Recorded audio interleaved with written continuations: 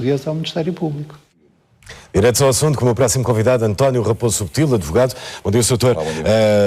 Tendo em conta a imunidade diplomática, o que é que as autoridades podem fazer neste caso? As autoridades podem e devem investigar, recolher a prova que for possível e, num momento próprio, se o entenderem, poderem requerer para serem ouvidos os intervenientes neste processo, são os filhos do embaixador.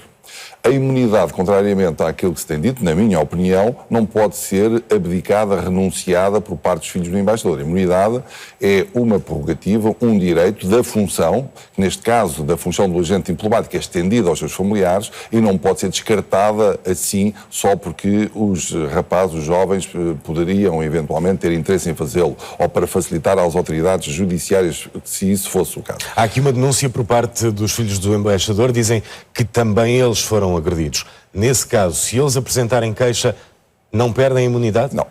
O princípio é que não pode haver denegação de justiça. E no caso de cidadãos a coberto de uma embaixada, são julgados no seu país.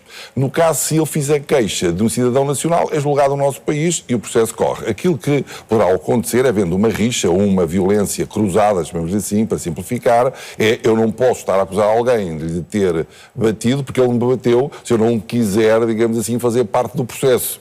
Não é uma coisa que se possa distinguir. E nesse sentido, alguém também já comentou que aí perde imunidade. Não é? Perde imunidade, deixa de ter condições de invocar legítima defesa porque está fora do próprio processo. Mas pode fazer uma acusação autónoma ou uma denúncia autónoma de factos que tenham ocorrido, porventura, noutra fase desse mesmo dia. Ou seja, no café onde estavam juntos, foram agredidos, foram ofendidos, fazem uma queixa e invocam que isso pode ter sido a razão. Não sei se será legítima defesa, será só uma razão motivacional para que tal venha a acontecer, mas são coisas distintas. O Estado português perde a sua soberania, a sua jurisdição penal sobre elementos de agentes diplomáticos que estejam no seu país acreditados. Isso não há dúvida, é esse o jogo internacional, é isso que está na Convenção que aqui tem sido referida como Convenção. Pode ou não o Governo pedir para que seja levantada a imunidade? O princípio lógico é este.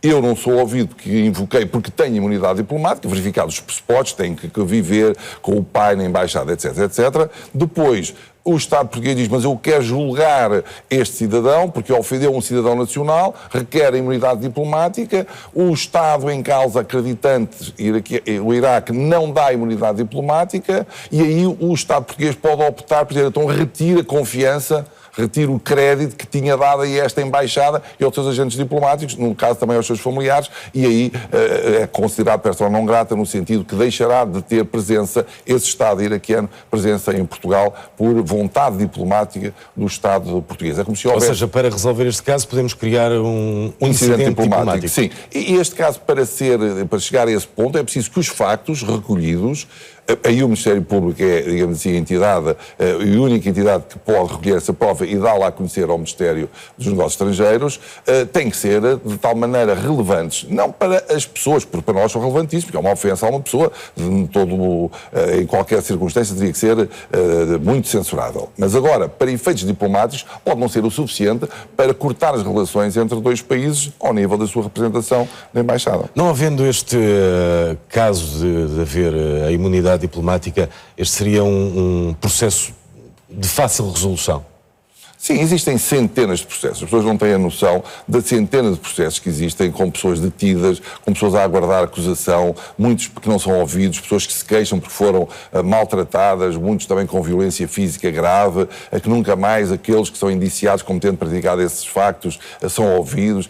Isto não é algo que estranhamente tenha ocorrido pela primeira vez em Portugal. Lamentavelmente ocorre muitas vezes. O que está aqui é uma interseção entre aquilo que é uma imunidade de um Estado e a jurisdição plena de outro Estado, que é o Estado português. Só que o Estado português não tem a jurisdição plena, porque a perdeu no dia em que subscreveu a Convenção de Viena e no dia em que acreditou, é importante dizer-se isso, a Embaixada do Iraque, porque nem sempre o Iraque teve representação diplomática em Portugal. Só os países que são considerados ao nível dos direitos e da proteção dos direitos fundamentais são considerados do nosso nível. Neste caso, o Estado português considerou que o Iraque tinha condições para ter uma representação diplomática em Portugal. António Raposo Subtil, obrigado por ter estado aqui pelas explicações. E o antigo embaixador do Iraque em Portugal disse estar envergonhado com este caso. Num e-mail enviado a colaboradores portugueses e iraquianos, a que a Rádio Renascença teve acesso, o Hussein Sinjari disse estar chocado e triste considera a agressão ao jovem de Ponte Sor bárbara. O diplomata deseja a recuperação total de Ruben e elogia ainda a generosidade e a bondade dos portugueses.